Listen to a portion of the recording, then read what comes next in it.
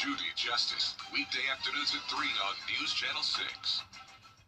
The Live 5 or 6 Skyview Network, sponsored by Terry Lambert Hyundai. Right now on News Channel 606, winter weather across the two-state this weekend. How Atlanta is dealing with the conditions as your News at 6 starts right now. Live from Television Park, this is WJBF News Channel 6 at 6.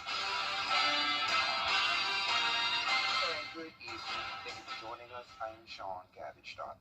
Our coverage you can count on begins with Georgia bracing for another night of bitter cold as thousands remain out of power.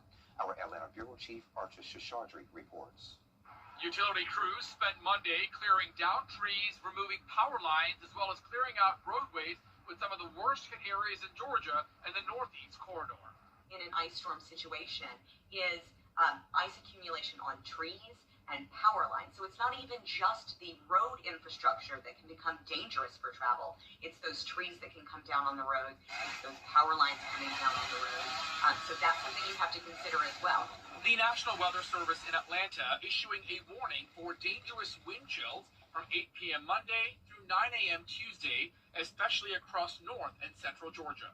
128 National Guard members now being deployed to Toccoa, Georgia, to clear out debris and restore some of the roadways there, plus 11 state routes in Georgia in the northern part now closed. Georgia Power crews say that ice, even when it looks harmless, can be extremely dangerous. Just half an inch of ice can add up to 500 pounds to a power line, enough to cause it to snap. It doesn't take a complete lane of ice to mess up your drive. It takes a patch, a bathtub-sized patch, or smaller than that of ice, can send you flying. That is so dangerous. The National Weather Service says wind chills could fall between 0 and 15 degrees Monday night, increasing the risk of refreezing roadways and black ice. Reporting in Atlanta, Archer Shashardri, Atlanta Bureau Chief. This weekend, weather left many across Georgia without power.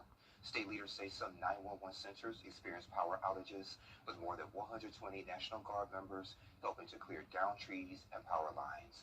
Georgia Power says priority goes to hospitals, nursing homes, and schools. They also have new technology to get the power back up. So with our self-healing smart grid, we're able to reroute power on certain areas. So you can remotely detect where in a line that there's an issue, and they can remotely reroute power to get that customer back restored a little quicker than, say, for instance, a broken pole or down lines. And President Trump has approved Georgia's emergency declaration. That means the state can get help from FEMA and other federal resources if needed. Chief Meteorologist Jennifer Tracci joins us now for a quick check of the forecast. Chilly night tonight. Yeah, definitely, Sean. So even though we're done with the winter precipitation chances, temperatures are getting even colder, believe it or not. Here's a look at our Terry Lambert Hyundai Skyview cam. A beautiful sunset, so at least we had the sunshine today, but it was definitely very windy. American flag is still blowing in the wind. We had a low of 37 and a high of only 47 today. That actually was a lot warmer than yesterday, though, as Augusta stayed right around the freezing mark throughout the day. Current temperatures already down to that freezing mark in Washington and Crawfordville at 6 o'clock in the evening, 38 in Aiken, and some of us still in the 40s, but everyone is feeling like either the 30s or even lower 20s right now. 23 is that wind chill in Washington and Crawfordville. The winds are sustained up to 22 miles per hour in Augusta and gusting up to 27 there. We had wind gusts up to around 40 miles per hour today, but nice clear skies here in the CSRA and all across the southeast. Road conditions are A-OK.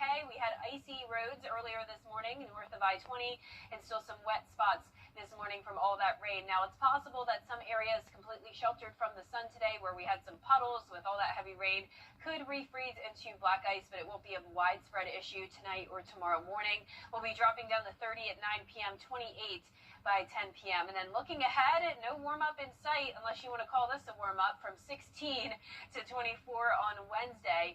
But overall, those temperatures will be staying well below average. I'll have a look at the 10-day forecast coming up, but back to you, Sean. All right, Jenna, thank you. As the temperatures continue to drop this week, the Aiken Salvation Army is expanding its Red Shield emergency shelter. The Red Shield serves as the area's homeless shelter and activates emergency operations when the freezing weather moves in. Overnight beds are available, and additional cots will be added once capacity is reached. That was a first come, first serve. They are filling up pretty quickly. We've had a lot of calls this morning. I would say if you want to get that, now for that, you do need a shelter clearance. Intake is at 5 o'clock for that. And Williams told me today that the shelter has a warming shelter that's going to be open from 8:30 to 4:30. Meanwhile, airports across the country are still seeing those impacts for the weekend storms. The winter storm has pushed U.S. flight disruptions to levels we haven't seen since the early days of the pandemic. Delays and cancellations in Charlotte and Atlanta are impacting flights to and from Augusta. One passenger was at the airport today to retrieve her luggage after her flight from Tampa was delayed yesterday.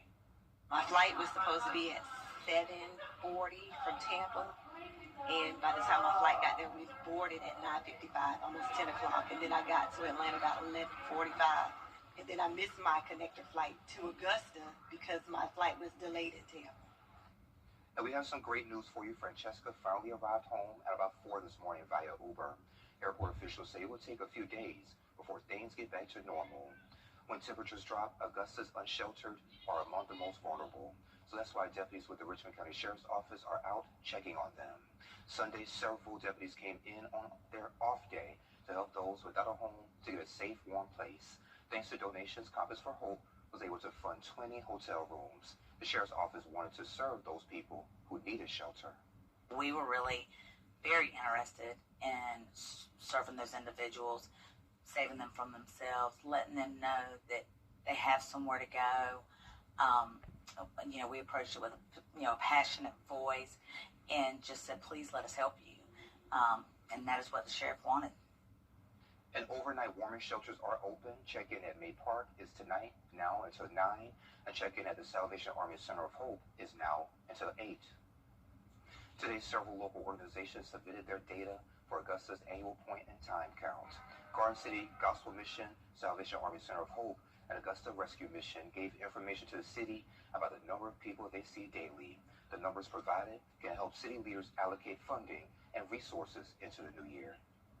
We're doing it voluntarily ourselves this evening, and if we need to, we'll go into tomorrow. If we miss some folks, at least they can get demographics on the folks that are staying with us. And of course, that's all voluntary from the guests, from their perspective. But at least we'll get a count of who they are and some demographics on each individual. The Love Center will host this pit count on Wednesday from 11 until 2. Well, next time on Jenny, are you tired of this winter weather and ready to get outside? Well, tomorrow, the city of Aiken has a big community walk, and they'll talk about it tomorrow. It's coming up at Hitchcock Woods. It's called Take a Hike. You can enjoy a guided hike through the lovely, largest, privately owned urban forest in the country. The city's director of outdoor events tells us what to expect. We have little kids whose parents are bringing them up to appreciate the outdoors. And so they'll take them, and some of them are in the little papooses and little backpacks. And then we have older kids who come with their parents, and they're already developing that love of outdoors. Yeah. Middle-aged, and quite a few senior adults often who enjoy getting out and just experiencing what the outdoors has to offer. And sometimes they find comfort in just having someone who knows where they're going, has the trail already marked out. And we'll let you know how to sign up for the Take a Hike community event over at Hitchcock Woods. Plus, Tara Simpkins tells us about her inspirational podcast and coaching business, Soul Shine Labs. How you can sign up tomorrow, 12:30 on Jenny. Well, coming up, new fears of another government shutdown. But Monday night at 7:30 on News Channel 6. I love our new tagline for George St. Injury Lawyers. Get the GOAT. Well, technically, you can't say you're the greatest of all time. GOAT is for George's outstanding attorney team, not greatest of all time. Get the GOAT! Yes! Get the GOAT on your side and call all 9s. I'm Mike Costello of the Mike Costello. What's with all the GOATs? GOAT. George's outstanding attorney team? After you've been injured in a car crash, call George St. Injury Lawyers and get the GOAT on your side. Hurt? Call all 9s now. Saturday's deadly shooting in Minneapolis has increased the light. And it might not feel like it this week, but spring will be here before we know it, and that means prom dresses will be in high demand. This is the 4th year of the Giving Gown. Caring for Carolina, Aiken Regional Medical Centers, Bridgestone, and News Channel 6 are partnering together to bring free formal dresses to the community. It's to help high school girls find the dresses of their dreams. Working with the Caring for Carolina partners, we realized how expensive it can be for high schoolers and their parents to attend prom, homecoming, all the school dances. Also, we were trying to figure out a way to make it more accessible for all students to be able to attend. So if you have a slightly used evening gown or prom dress, dress shoes, or jewelry, you can drop it off here at Television Park through Friday, February 6th. This year's Giving Gown event will be held Saturday, February 7th from 9 to noon over at First Baptist Church of Augusta. And Jenna is back. Yeah, so we have some really cold air sticking around all week, Sean, especially tonight. Wind chill as low as around 9 degrees. And then this weekend, a possible system that could bring us winter weather again for the 3rd weekend in a row. I'll break it all down when we return. Our Bathfitter team preps your space with care. It's the January clearance event at Weinberger's. Everything must go. Top quality brands, accessories, and more. Tons of in-stock merchandise ready for immediate delivery. Can you really get all this at prices better than the internet? Yes, you can. Hi, I'm Gunnar Stockton. Bathfitter After my motorcycle crash,